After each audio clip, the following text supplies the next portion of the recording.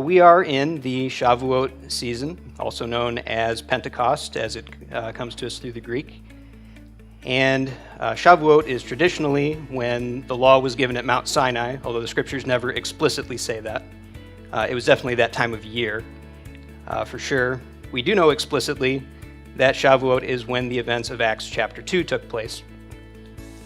And that's when the Spirit of God, of course, came upon the apostles, and they prophesied and spoke in other languages, and 3,000 people were baptized and added to their numbers that day. And so this event obviously is a huge event in history, but this idea of the Spirit of God being imparted to people, that's not the first time it happened, nor the only time it happened, nor the only time it happened in that way. And there's a few other examples of that. One of them occurred in Numbers chapter 11, starting in verse 16. The context around this verse is Moses was getting rather overwhelmed with being the only person leading the Israelites. And so God said this to him. So the Lord said to Moses, "Gather for me 70 of the elders of Israel, whom you know to be elders of the people and officers over them. Bring them to the tent of meeting and have them take their place there with you. I will come down and talk with you there, and I will take some of the Spirit that is on you and put it on them. And they shall bear the burden of the people along with you, so that you will not bear it all by yourself." And jumping down to verse 24. So Moses went out and told the people the words of the Lord, and he gathered 70 elders of the people and placed them all around the tent.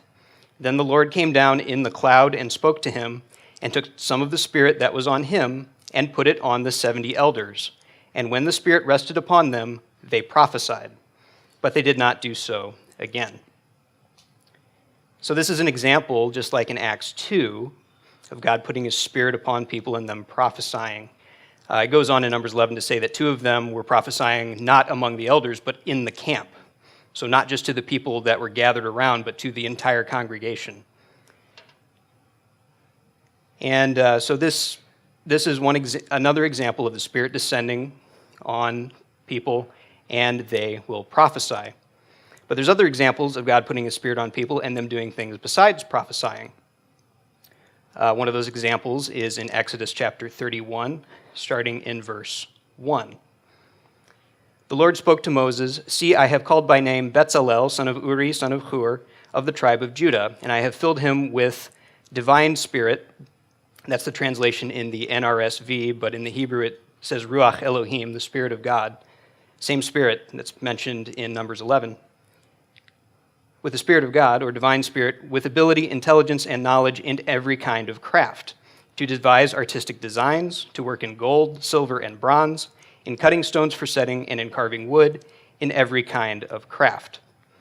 And he wasn't just giving this to Bezalel so he could do general construction work, but so he could do the construction work on the tabernacle. So this is an example of God giving his Spirit to someone and that person not prophesying, but gaining an ability, specifically an ability to do construction, but wisdom on how to build the things as well. Another example is found in Isaiah chapter 11, starting in verse 1. It says, "A shoot shall come out from the stump of Jesse, and a branch shall grow out of his roots. The Spirit of the Lord shall rest on him, the Spirit of wisdom and understanding, the Spirit of counsel and might, the Spirit of knowledge and the fear of the Lord. His delight shall be in the fear of the Lord. He shall not judge by what his eyes see, or decide by what his ears hear, but with righteousness he shall judge the poor, and decide with equity for the meek of the earth. He shall strike the earth with the rod of his mouth, and with the breath of his lips he shall kill the wicked. Righteousness shall be the belt around his waist, and faithfulness the belt around his loins." And this, of course, is a messianic prophecy. But this branch is given God's Spirit, and instead of prophesying or given construction knowledge, it imparts to him discernment to righteously judge God's people and all the people of the earth. So there's all these examples of the Spirit of God coming upon people and manifesting in different forms. Sometimes they prophesy, sometimes they get wisdom or discernment. You might say that the Spirit imparts them with different gifts. And the bulk of what I want to talk about is Paul's commentary on these spiritual gifts, which are found in 1 Corinthians chapter 12. But I wanted to lay the groundwork with that to show that Paul's not talking about just this church or just this one thing, that this is a pattern of God's behavior, imparting his Spirit to people and them receiving this gift of the Spirit. And Paul has some things to say about these gifts and how we are to use them. So in 1 Corinthians chapter 12, starting in verse 1,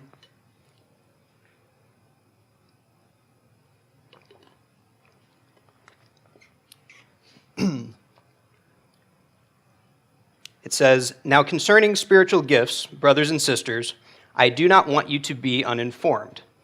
You know that when you were pagans, you were enticed and led astray to idols that could not speak. Therefore, I want you to understand that no one speaking by the Spirit of God ever says, 'Let Jesus be cursed.' And no one can say, 'Jesus is Lord,' except by the Holy Spirit." So I want to stop there for a second.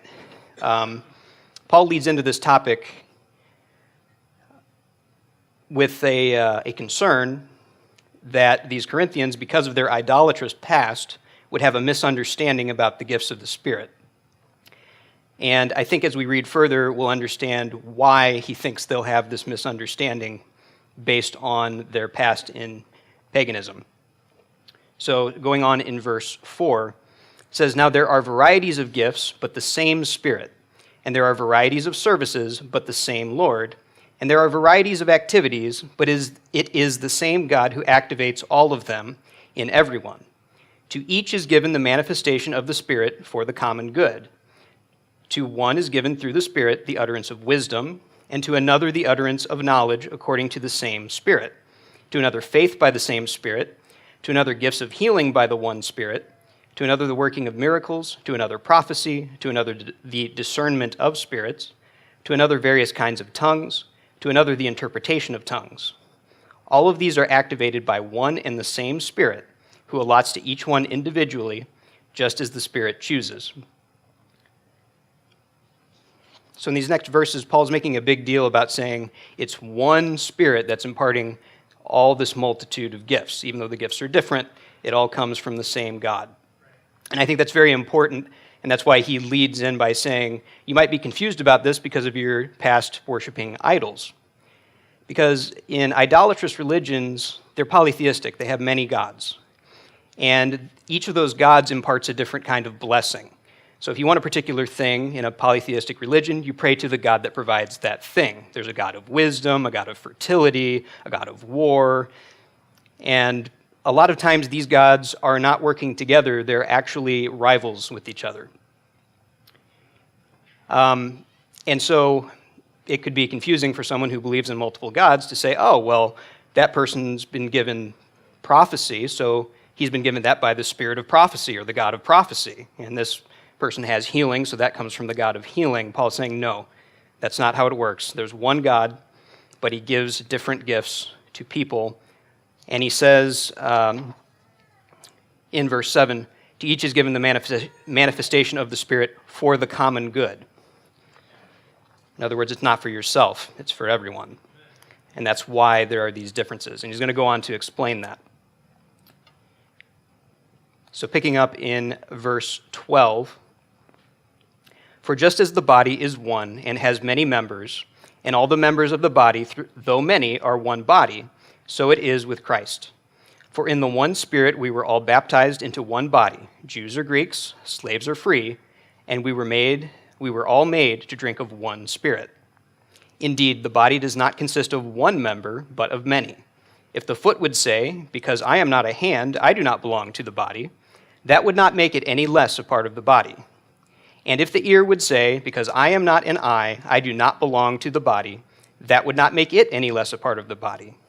If the whole body were an eye, where would the hearing be? If the whole body were hearing, where would the sense of smell be? But as it is, God arranged the members in the body, each one of them, as he chose. If all were a single member, where would the body be? As it is, there are many members, yet one body. The eye cannot say to the hand, I have no need of you, nor again the head to the feet, I have no need of you. On the contrary, the members of the body that seem to be weaker are indispensable. And those members of the body that we think less honorable, we clothe with greater honor, and our less respectable members are treated with greater respect. Whereas our more respectable members do not need this. But God has so arranged the body, giving the greater honor to the inferior member, that there may be no dissension within the body, but the members may have the same care for one another. If one member suffers, all suffer together with it. If one member is honored, all rejoice together with it. So every single person is an important member of the body. It would not be good for all of us to be teachers, or all of us to be prophets, or all of us to be administrators. We need different people filling these different roles so that we have a complete body that does all the things a body is supposed to do. And again, I think this is very important, what Paul's saying to the Corinthians, because they come from a background of rival gods. You pray to the God to get this benefit, but then you're set against this God, and you're set against the people that pray to that other God. We have one God who supplies all of our needs. We don't pray to multiple different things, and we are not in conflict. We're to use our gifts together. And this idea is echoed in Romans chapter 12, verses 1 through 7. It says, I appeal to you, therefore, brothers and sisters, by the mercies of God, to present your bodies as a living sacrifice, holy and acceptable to God, which is your spiritual worship. Do not be conformed to this world, but be transformed by the renewing of your minds, so that you may discern what is the will of God, what is good and acceptable and perfect. In verse 3, for by the grace given to me, I say to everyone among you, not to think of yourself more highly than you ought to think, but to think with sober judgment, each according to the measure of faith that God has assigned. For as in one body we have many members, and not all the members have the same function. So we who are many are one body in Christ, and individually we are members one of another. We have gifts that differ according to the grace given to us, prophecy in a proportion to faith, ministry in ministering, the teacher in teaching, the exhorter in exhortation, the giver in generosity, the leader in diligence, the compassionate in cheerfulness. So he's basically saying the same thing there in Romans 12. There are many members, but they all make up one body, and they all serve one God. And continuing in 1 Corinthians 12, picking up in verse 27, now you are the body of Christ and individually members of it, and God has appointed in the church first apostles, second prophets, third teachers, then deeds of power, then gifts of healing, forms of assistance, forms of leadership, various kinds of tongues. Are all apostles? Are all prophets? Are all teachers? Do all work miracles? Do all possess gifts of healing? Do all speak in tongues? Do all interpret? So Paul's making this point. Everyone is important. We need all these different aspects to form a complete body. And now, in verse 31, Paul does what Paul seems to do a lot, and he seems to completely contradict everything that he just said. First half of verse 31 reads, but strive for the greater gifts. And when I first read this, not when I first read this, but when I was reading this in preparation for this teaching, this boggled my mind. He just got done saying about how we need all the members. The hand can't say to the foot, I don't need you, and if you're a foot, you can't say, oh, I'm not part of the body because I'm just a foot. Well, if that's the case, then why would we be advised to strive for the greater gifts? Like, if we're important doing exactly what it is we're doing, why should we give that up and strive for something else? And the second problem that occurred to me when I thought about this is, how can we strive for a particular gift anyway? I mean, if the Spirit of God comes upon you and it motivates you to do a particular thing at a particular time, why would you try to control that? Doesn't God know what he's doing when he imparts his Spirit to you and lets you know what to do with it? You know, won't God direct that exactly the way it's supposed to go? So yeah, I had two problems with that sentence right there. One being Paul seeming to contradict himself, and the other being Paul seeming to contradict the way God operates. But I thought I'll give him a chance and let him explain himself. Because the second half of verse 31 says, "And I will show you a still more excellent way." And so I think we have to keep reading and continue on into chapter 13 to find out what this more excellent way is and find out how we can make sense of that apparent contradiction. So when we move into chapter 13, he says, "If I speak in the tongues of mortals and of angels, but do not have love, I am a noisy gong or a clanging cymbal. And if I have prophetic powers and understand all mysteries and all knowledge, and if I have all faith so as to remove mountains, but do not have love, I am nothing. If I give away all my possessions, and if I hand over my body so that I may boast, but do not have love, I gain nothing." And so chapter 13 here, he's still talking about spiritual gifts. Prophecy is a gift of the Spirit. Tongues, faith, knowledge, understanding mysteries, giving. These are all listed as gifts of the Spirit. So when he's talking about love here, he's not talking about a wedding, although this is applicable to all forms of love. But he's specifically talking about love in the context of acting on the gifts of the Spirit. And he seems to be saying that if we don't have love, then even with the Spirit of God moving on us, we gain nothing from that. We continue in verse 4. He says, "Love is patient, love is kind, love is not envious or boastful or arrogant or rude. It does not insist on its own way. It is not irritable or resentful. It does not rejoice in wrongdoing, but rejoices in the truth. It bears all things, believes all things, hopes all things, endures all things." So there's a common thread in all of those traits, which is that love is selfless. Love has regard for the other, more than regard for oneself. And there's also another very important thing about love that's mentioned here in verse 8. It says, "Love never ends." Many translations say love never fails.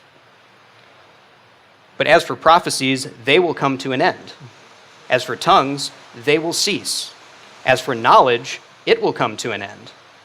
For we know only in part, and we prophesy only in part. But when the complete comes, the partial will come to an end. When I was a child, I spoke like a child, I thought like a child, I reasoned like a child. When I became an adult, I put an end to childish ways. For now we see in a mirror dimly, but then we will see face to face. Now I know only in part, then I will know fully, even as I have been fully known. I can only presume that by then he means at the resurrection, at the end of all things, when we leave this flesh and we meet God face to face. But he's saying that these spiritual gifts are temporary, that when we reach there, they're not going to persist. They're not going to continue. Acting on these spiritual gifts is like seeing in a mirror dimly. It's like knowing God to a certain extent. But in the end, we'll know him fully, as we are known. But what's interesting is, if those will pass away, what does it say will remain? Verse 13 says, "And now faith, hope, and love abide, these three, and the greatest of these is love." So love will persist. And on a side note, I think this sheds some light on Matthew chapter 7, verse 21 through 23, which is part of the Sermon on the Mount. Prior to this is Yeshua preaching, and prior to this he talks about how there's a wide path and a narrow path. Few are they who find the narrow path. There's trees bearing good fruit, but trees who bear bad fruit will be cut down and cast into the fire. And then he says this, "Not everyone who says to me, 'Lord, Lord,' will enter the kingdom of heaven, but only the one who does the will of my Father in heaven. On that day many will say to me, 'Lord, Lord, did we not prophesy in your name, and cast out demons in your name, and do many deeds of power in your name?' Then I will declare to them, 'I never knew you. Go away from me, you evildoers.'" So this is talking about the same period of time. This is at the resurrection. This is the end of all things. And these people are saying, didn't we act out these spiritual gifts? Didn't we prophesy, perform exorcisms? Didn't we do these great deeds of power in your name? And Yeshua doesn't give an explanation for why that's insufficient. He just says, go away from me, you evildoers. But Paul in 1 Corinthians 13 says those things are going to pass away. In other words, they can't take it with them. You know, it's the old adage that we talk about material possessions. You know, you acquire and acquire and acquire all this stuff during your life, and then when you die, you can't take it with you. These things we can't take with us either. But I think Paul sheds some light on this by saying, love we can take with us, because love never ends. And I think that's further corroborated by 1 John chapter 4, starting in verse 7. John says, "Beloved, let us love one another because love is from God.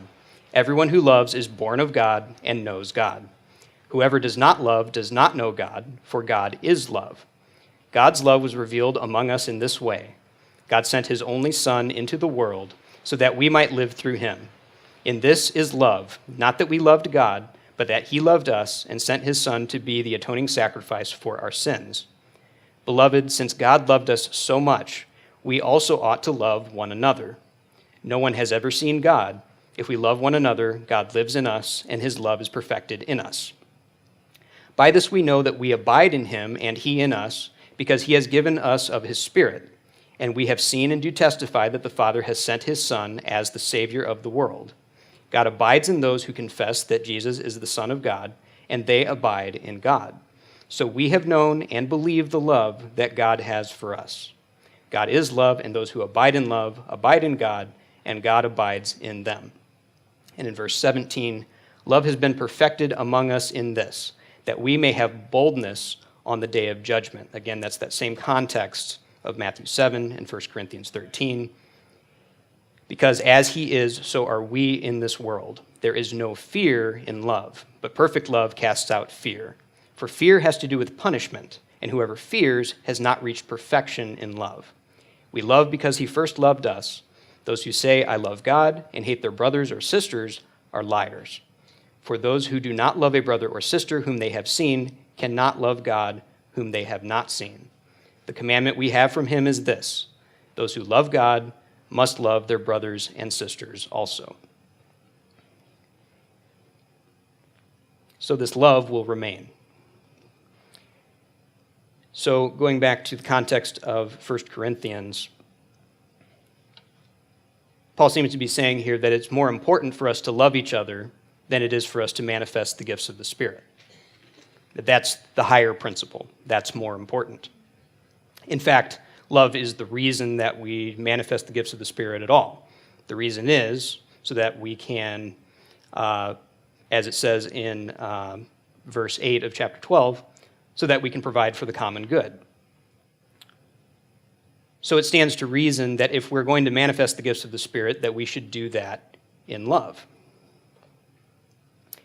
That is to say, we should do it patiently, with kindness, not with envy or boasting or arrogance or rudeness, not insisting on our own way, not irritably and not resentfully. In other words, we should manifest the gifts with regard for others over ourselves. And I think this is the exact point that Paul makes in chapter 14. 1 Corinthians 14, verse 1, it says, "Pursue love and strive for the spiritual gifts, and especially that you may prophesy. For those who speak in a tongue do not speak to other people, but to God. For nobody understands them, since they are speaking mysteries in the Spirit. On the other hand, those who prophesy speak to other people for their upbuilding and encouragement and consolation. Those who speak in a tongue build up themselves, but those who prophesy build up the church. Now, I would like all of you to speak in tongues, but even more to prophesy. One who prophesies is greater than one who speaks in tongues, unless someone interprets, so that the church may be built up." And skipping down to verse 12, he goes on to explain why prophecy is more understandable than tongues. But skipping down to verse 12, He says, "So with yourselves, since you are eager for spiritual gifts, strive to excel in them for building up the church." And so I think this is the resolution to the two problems that we had at the end of chapter 12. We had the one contradiction: how can you say all the parts are important, but then say strive for the greater gifts? Well, all the parts are important, but love is more important. And so we should strive to act out the gifts to edify others rather than to edify ourselves. And so that is why we strive for the higher gifts. It is not so that we become higher.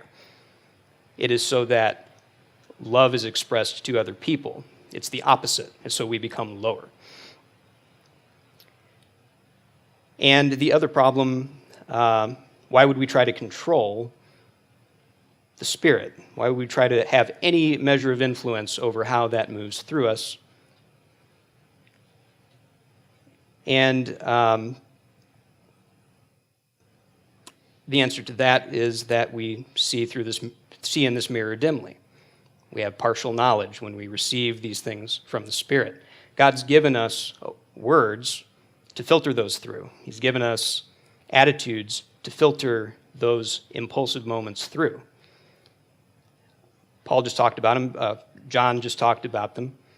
Love the Lord your God with all your heart and all your soul and all your might, and love your neighbor as yourself. Love is that filter that those things act through.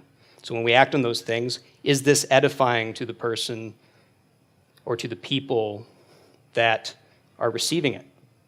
That's the filter. That's the conscious power that we have over that situation, is having deference to the other person. And so the Spirit, when it's put upon us, it gives us power, but that power is to edify other people.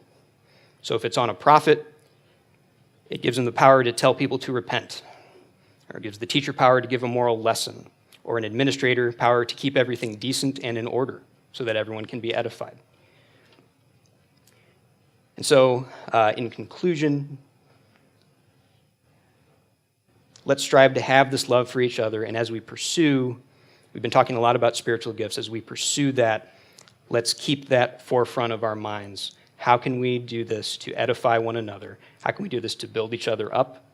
And how can we do this with deference to other people? In other words, how can we do everything in love? So, and that exhausts my notes.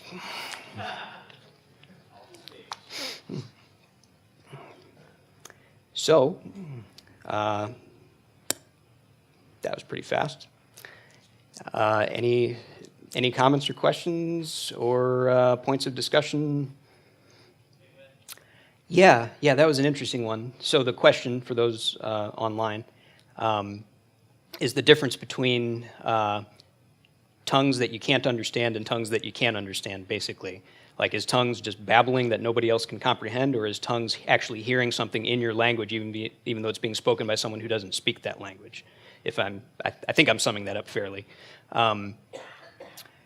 Yeah, I think that's an interesting one. That's always kind of perplexed me a little bit, because Acts chapter 2, it says they spoke in tongues, but everyone understood what they were saying.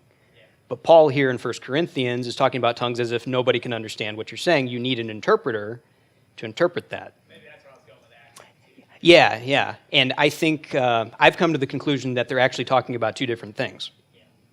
That what Paul is talking about is something that was going on in Corinth, maybe other places too, but that's a specific kind of speaking in tongues that other people don't understand. And that is something that's done for the edification of the person who's doing it. But what they did in Acts 2, I don't think they were speaking in tongues in that same way. I think they were prophesying. And people heard it in their language, which is the miracle, well, one of the miracles of the situation. There were many miracles in that situation. But I think they were prophesying because everyone was edified around. They didn't need an interpreter, and it says, we're from all over the world. How are we hearing this, each of us hearing this in his own language?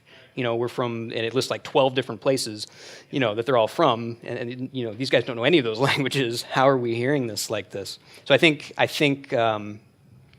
I think what they were doing in Acts 2 was more akin to what Paul was saying when he says seek to prophesy, because all those people were edified, so much so that 3,000 of them were converted in one day. So that's the conclusion I've come to. I think that's a little confusing because the word tongues is used in both places, but I think they're talking about two different things. Yeah, prayer language. Mm-hmm. Yeah, I've heard of that too. I don't have any personal experience with that, but I know a lot of people who do. And, most of them say, yeah, it's not for other people, it's for me. Like it's not something that, it would be edifying to somebody else because they're not the one speaking in tongues, I am. But yeah, that was an interesting thing. I almost went down that road with this, but I thought this was a better direction. So, anyone else? Yeah, that's a little bit perplexing to me too. It seems like there's a little bit of context there that's missing, because I've never known anyone to get drunk and have fire appear over their head and start speaking in other languages intelligibly. So why someone would draw the conclusion that they're drunk, unless maybe that's people that weren't witnessing it, that were hearing about it. If someone's saying, yeah, they started speaking in my language and they're just going on and giving these prophecies, and they're just drunk. So that's the only rational conclusion I can draw. I can't imagine being there, witnessing that, and saying, that's probably the wine doing that. That doesn't seem like something, But so that's a good point, though, and that's another thing I thought about, and I had no answer, so I didn't go with it. Anyone else?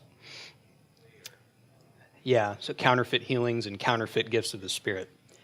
I think Paul's warning, and I didn't continue in 1 Corinthians 14, but he gives instructions on how to have an assembly and have people prophesy in it, and how to have an assembly and have people speak in tongues and interpret in it. And the way he talks about it seems to indicate that there is definitely a wrong way to do it, and that the idea that they could get mixed up about this because of their idolatrous past seems to indicate, too, that just because someone claims or thinks that they're acting on a gift of the Spirit doesn't necessarily mean that they're actually acting on the Spirit of God. So there is this notion that, you can fake it in a sense. You can act on something, but you're not actually having the Spirit of God motivate you to do that. Or at the very least, you're not doing it right. You're not doing it... well, certainly there's a way to not do it right, because the people come, in Matthew 7, the people come to Yeshua, and he's like, I never knew you, go away. So whether they were doing, faking it or just not doing it properly, there's clearly there's the counterfeit version of that. It's hard for me to... Paul lists one of the gifts of the Spirit being discerning the spirits. And I would presume that someone who has that gift maybe could give good judgment on those kinds of situations. Say, yeah, that's God really healing someone, or no, that's fake. I don't think I have that gift, so it would be hard for me to, I don't want to bash particular people. We all know certain names of very famous healers, if you will, that we've seen on TV that may or may not actually heal people. But I don't know, I wasn't there. There's definitely false prophecies. There's no doubt about that. How many times has the world ended to this point now? So it's a lot. It's ended many times, according to many prophets. And Deuteronomy 13 gives some advice on that. Here's how you tell a true prophet from a false prophet. Right. If he's speaking against God, he's a false prophet. If he's speaking against the commandments of God, Paul says the same thing. No one speaking by the Spirit of God can say Jesus is cursed. That's not from the Spirit of God, no matter how, in a trance they may be when they say it. So, so anyone else chime in if you have a better answer to that, because I don't have a great one. But all I can say is it seems obvious to me there definitely is such a thing as a counterfeit. There definitely is faking these things, or at least doing them improperly. Yeah, so I'm going to recap what you said just for the sake of the camera. But yeah, Roland basically said a lack of love. If you're pursuing the gifts for selfish ambition, to glorify yourself, to gain money, to become a great person for God or whatever, then that's the wrong motivation, and you won't actually manifest those gifts.